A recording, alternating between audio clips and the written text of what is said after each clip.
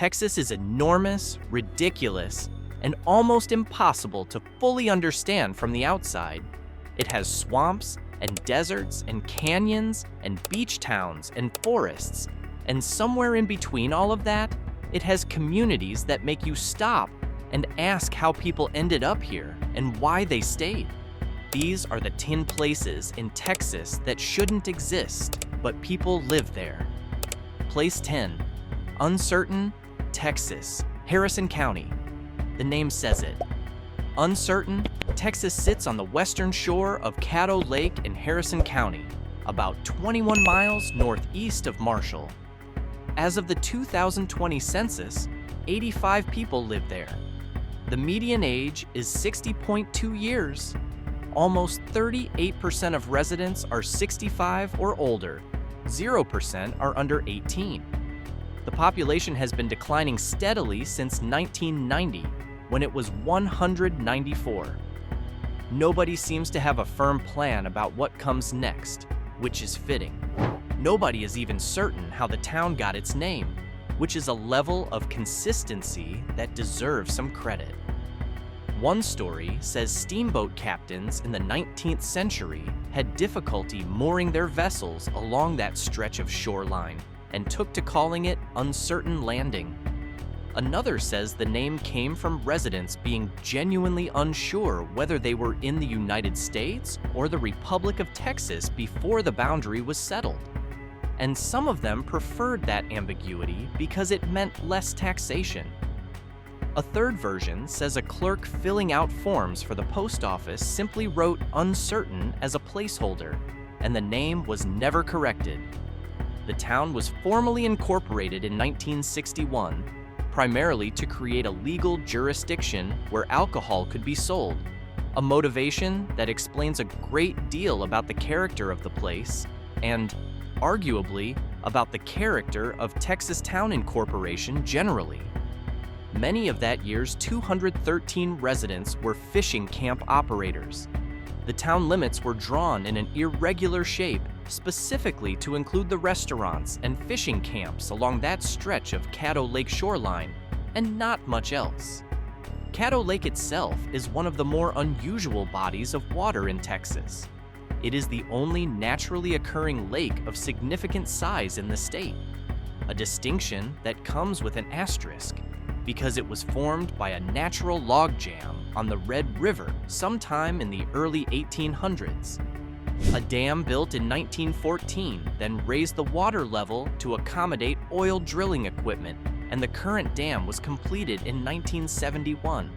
The lake spans roughly 25,000 acres, much of it covered in bald cypress trees that are up to 400 years old. The whole place is draped in Spanish moss and looks like it was transplanted from Louisiana, which it essentially was. Visitors come for fishing, kayaking, and the general atmosphere of a place that exists in its own logic. Daniel Rios, Assistant Superintendent of Caddo Lake State Park, has described the winter scene this way. During the winter months, fog will cover the water, the cypress trees go dormant, and moss drapes from the trees. It looks as if nature has been abandoned. Place 9, Terlingua, Texas, Brewster County. Between Big Bend National Park and Big Bend Ranch State Park, in the Chihuahuan Desert of southwestern Brewster County, sits Terlingua. The official census-designated population in 2020 was 78. Somewhere between that and 250, depending on who you ask and what counts as a resident in a place where several people live in structures made from recycled materials on land they may or may not own in the conventional sense. There is no city government, there is no mayor, there is no zoning. Terlingua was a mercury mining town.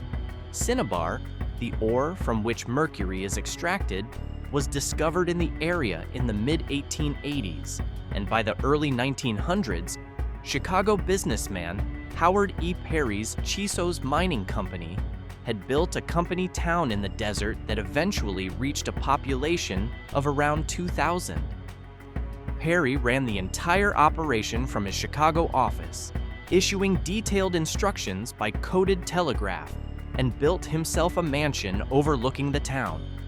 He belonged to the New York Yacht Club and owned 3 yachts, none smaller than 59 feet, funded by mercury profits from workers he had never met. His Mexican workers lived east of the company store. Anglo workers lived to the west. In the early 1920s, Terlingua was producing roughly 40% of all the mercury mined in the United States. The mine closed in 1942 when the Chisos Mining Company filed for bankruptcy. By the end of World War II, most of the population had gone. What was left was a ghost town of adobe and stone ruins in one of the most remote corners of Texas, about as far from the nearest city as it is possible to be while still being in the state. Howard Perry's mansion still stands, partially collapsed, on its hill. Then, in 1967, 2 friends named Carroll Shelby, the automotive designer, and Wick Fowler, a Texas journalist, organized what is now recognized as the first ever sanctioned chili cook-off in Terlingua. The event was originally framed as a contest between Fowler's Texas-style chili and a challenger from New York, with the judge, the humorist H. Allen Smith, declaring a draw because he had impaired his sense of taste earlier that day. The cook-off became an annual event, then 2 competing annual events, then a cultural institution. That single afternoon in a ghost town set in motion a slow return of people to Terlingua. Artists, desert dwellers, retirees, and people who specifically wanted to be somewhere no one would find them without a detailed map drifted in over the following decades. Today there is a restaurant called the Starlight Theater, operating out of the old movie house. There is a cemetery with handmade crosses and bottle-decorated graves that has become one of the most photographed spots in all of Texas. There is a hardware store and a trading post. There is a nightly gathering on the front porch of the trading post where people watch the sun set over Mexico's Sierra del Carmen Mountains. Place 8, Marfa, Texas, Presidio County. Marfa was founded in the early 1880s as a water stop for the Galveston, Houston, and San Antonio Railway. The name was suggested by the wife of a railroad executive. It's Russian for Martha, taken from the character Marfa Strogoff in Jules Verne's novel, Michael Strogoff. The story that it was named after a character in Dostoevsky's The Brothers Karamazov circulated for years and was eventually investigated and found to be false. When the correction was published, no one in Marfa seemed particularly bothered. The story they had suited them fine. The town sits on the Marfa Plateau at an elevation of 4,685 feet in the high desert of the Trans-Pecos region, surrounded by mountain ranges and approximately nothing else for a long distance in every direction. Population at the 2020 census, 1,788. The town's population peaked at around 5,000 in 1945 when it was home to the Marfa Army Airfield, which trained several thousand pilots during World War II, including actor Robert Sterling. After the war, the economy contracted, and it seemed like Marfa was heading toward the long, quiet decline that has absorbed most similar West Texas towns.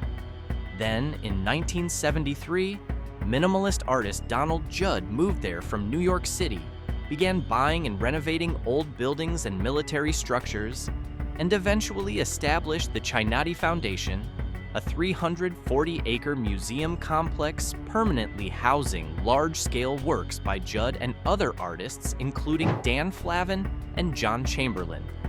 Judd's intervention did not save Marfa exactly, but it changed what Marfa was saving itself for. Today, Marfa has coffee shops, galleries, a James Beard Award-nominated restaurant called Cochineal, an art house cinema, a public radio station that broadcasts across a significant stretch of West Texas, and a population that skews younger and more educated than almost any comparable West Texas town.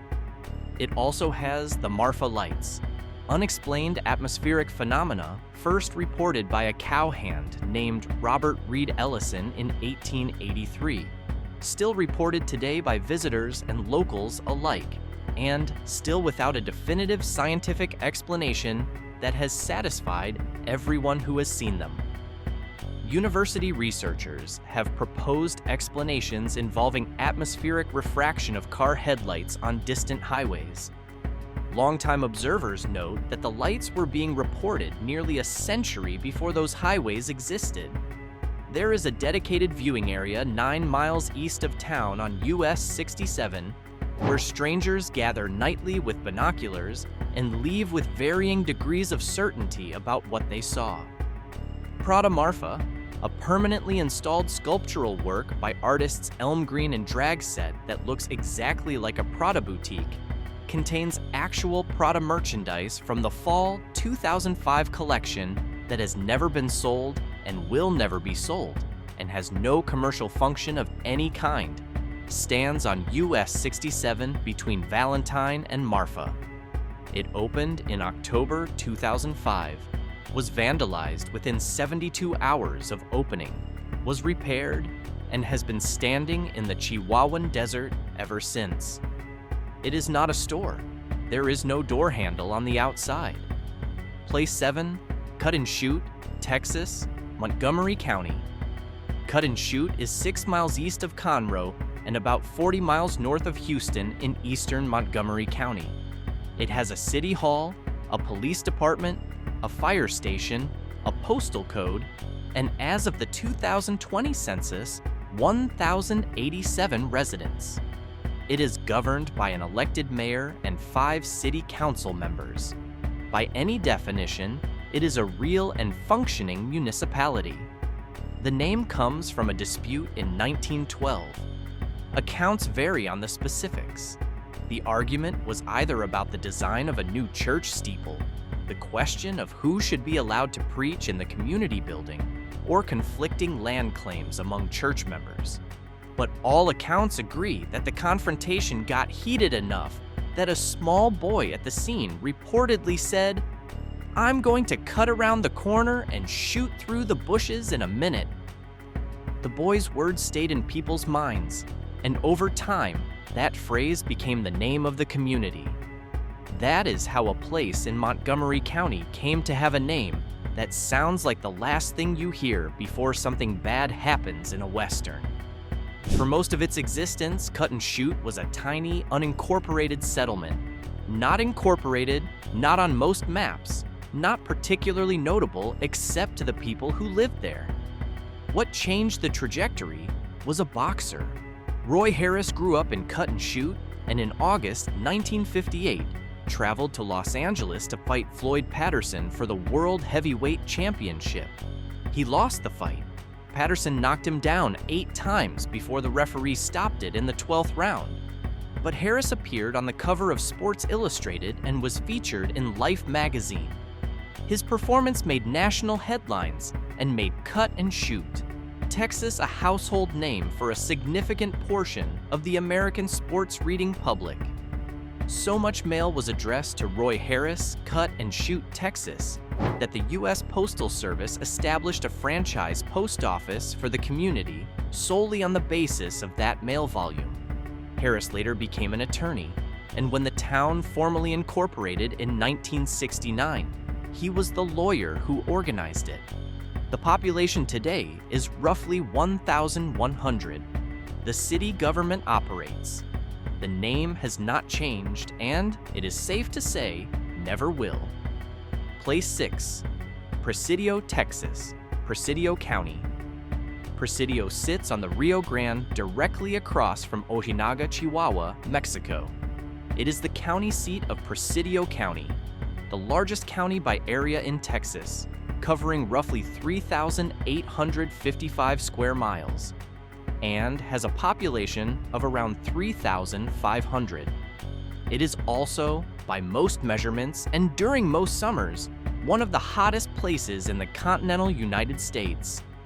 A state historical marker near Presidio claims it is the oldest continuously inhabited settlement in North America, having been the site of human habitation for more than 10,000 years. The area was the location of La Junta de los Rios, a significant trading center at the confluence of the Rio Conchos and the Rio Grande, which Spanish explorers visited as early as 1582, 40 years before the Pilgrims landed at Plymouth. The heat is not ancient history. Presidio regularly competes with Death Valley, California, for the highest daily temperatures recorded in the United States. Summer daytime highs routinely reach 110 to 115 degrees Fahrenheit. The relative humidity is low, which feels like an advantage until you're standing in direct sun on a concrete surface at noon in July and realize that dry heat is a description, not a comfort. On some summer nights, the low temperature barely drops below 90. Residents run air conditioning as a matter of medical necessity. The Rio Grande runs nearby, though it is considerably reduced from its historical flow due to upstream water consumption. Presidio has roughly 3,500 residents who have built a functional town in a place where summer is, by any external standard, a sustained test of endurance.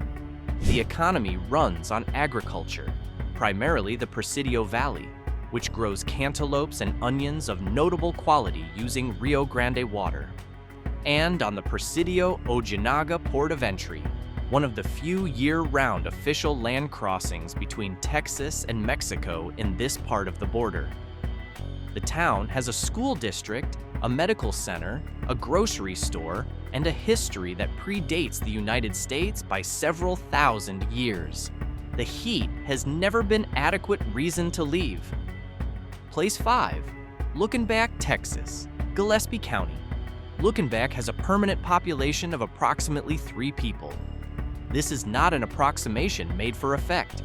The town consists of a general store and dance hall, a couple of outbuildings, a post office that closed in 1971, and some picnic tables under oak trees in the hill country.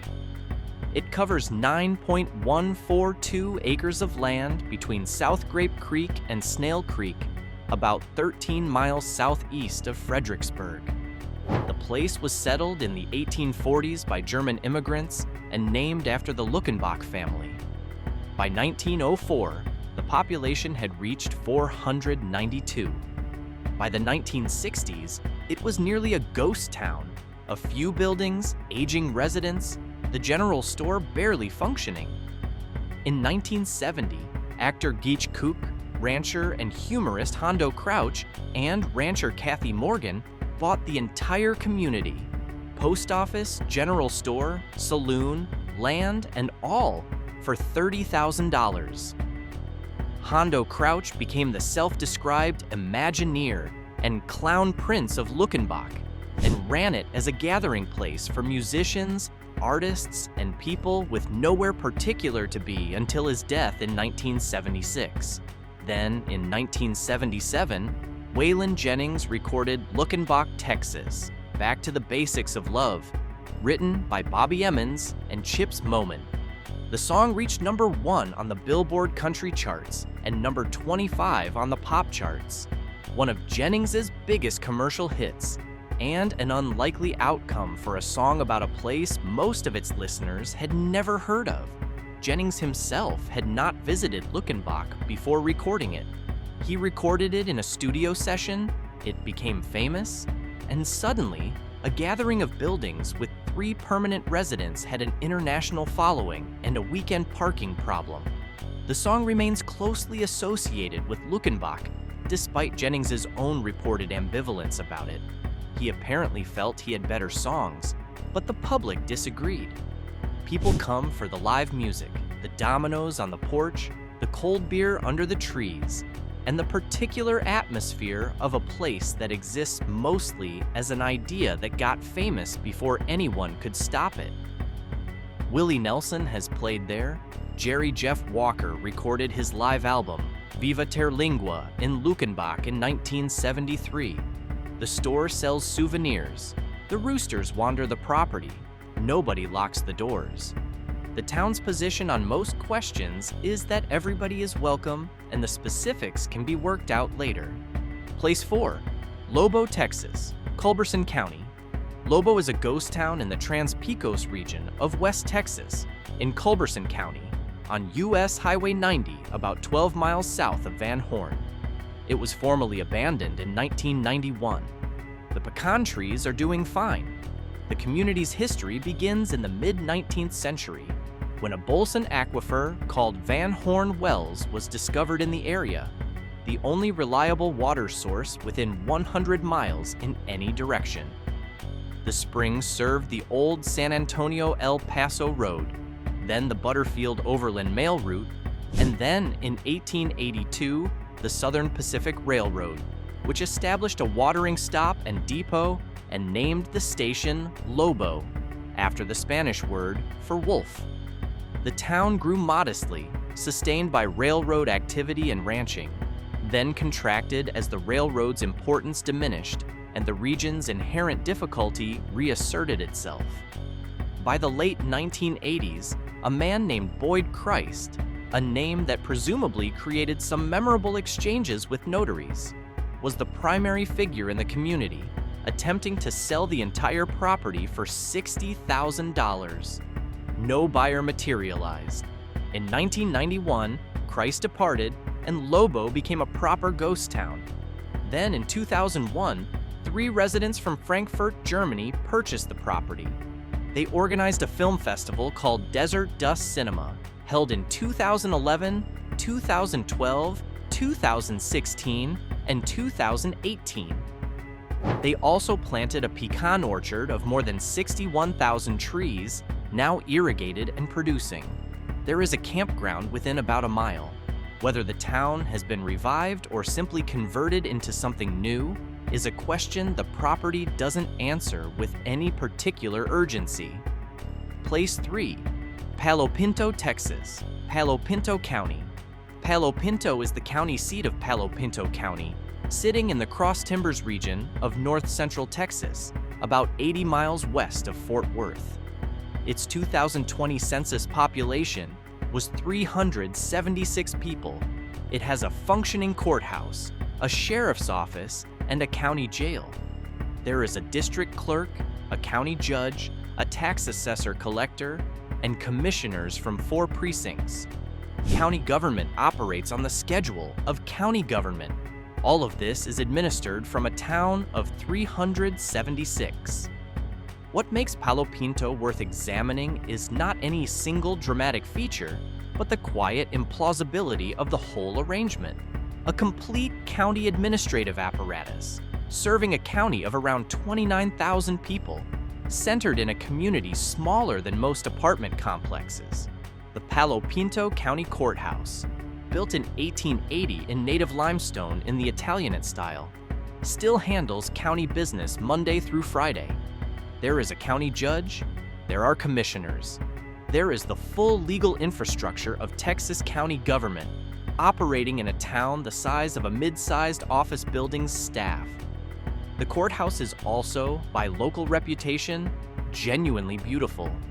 One of the finer examples of 19th century Texas civic architecture, still in its original use. The Cross Timbers landscape around Palo Pinto is part of what makes the county difficult to develop and the seat difficult to outgrow. The terrain is rocky and cedar-covered, cut through by Palo Pinto Creek and what was once the Brazos River before the Brazos River Authority impounded it in 1941 to create Possum Kingdom Lake, one of the clearest reservoirs in Texas, now popular for water recreation about 20 miles north of the county seat. That reservoir brought some new economy to the county. Palo Pinto town itself did not grow accordingly. The county seat has sat in Palo Pinto since 1857 and has never been seriously challenged. It is simply what it is, the legal center of a functioning Texas county, going about its official business in a place where a crowd of 376 constitutes the entire town. Place 2, Aurora, Texas, Wise County. Aurora is a small community in Wise County, about 15 miles northwest of Fort Worth. Its 2020 census population was 1,417. It has the look and feel of a rural Texas community absorbed into the Dallas-Fort Worth suburban zone before it had the chance to develop in any distinctive direction. Unremarkable by almost every measure, except for one marker in the town cemetery.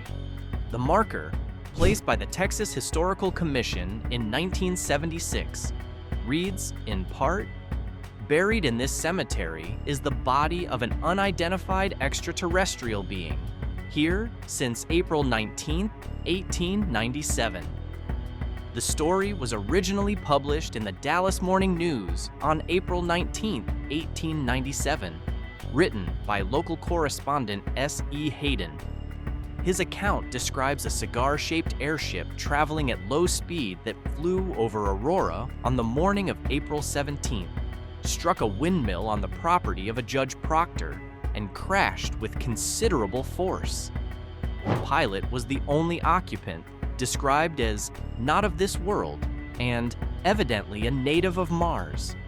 Papers found on the body were covered in indecipherable hieroglyphic script. The pilot was given a Christian burial in the local cemetery by residents who appear to have taken the situation remarkably in stride. The crash occurred during a wave of mystery airship sightings that swept the United States in 1896 and 1897, 6 years before the Wright brothers' first flight. Whether Hayden's account was genuine, satirical, or a calculated attempt to generate publicity for a town the railroad had bypassed is still debated. The Texas Historical Commission found it credible enough to mark. Attempts in the 1970s to exhume the alleged burial site were blocked by the Cemetery Association. A metal detector scan reportedly detected an anomalous mass underground that was later, according to some accounts, removed before it could be examined. The marker is still there. The cemetery is open. The question has not been closed. Place 1, Valentine, Texas, Jeff Davis County. Valentine is a small community in Jeff Davis County in West Texas, on U.S. Highway 90, about 33 miles east of Marfa. Its 2020 census population was 134. It has a post office, a school, a few residences, and the quiet that belongs to one of the most sparsely populated counties in the continental United States. What Valentine has, and what almost no town of 134 people anywhere can match, is a mailing season. Because the town is named Valentine, people from across the United States and beyond send Valentines, wedding announcements, anniversary cards, love letters, and marriage proposals to the Valentine post office, specifically to have them hand-canceled with the Valentine, Texas postmark. Each year, in the weeks before February 14th, the post office processes tens of thousands of pieces of mail, several orders of magnitude more than a town of 134 would generate under ordinary circumstances. This has been in place for more than a century. The name goes back to February 14, 1882, when the Southern Pacific Railroad established a station here. The railroad agent named it for the date, a decision that took perhaps 10 seconds and has defined the community ever since. The U.S. Postal Service has recognized the postmark program formally, and the postmaster works with the town to manage the annual influx. Valentine sits on the Marfa area corridor that draws art travelers and desert tourists making the long drive across the Trans-Pecos. There's not much to stop for. A general store, some murals, open country in all directions. But the February postmark keeps the name alive, the post office staffed, and the mail trucks arriving every year without fail. Texas has 254 counties, more than any other state, and it fills them with people in situations that don't always make obvious sense from the outside. Ghost towns with residents who chose not to leave. County seats governing thousands from a town of hundreds. A town whose name came from a child's remark during a church argument. A cemetery with a state-issued marker about an extraterrestrial burial. A town of 134 that processes tens of thousands of Valentines every February. None of these places are accidents.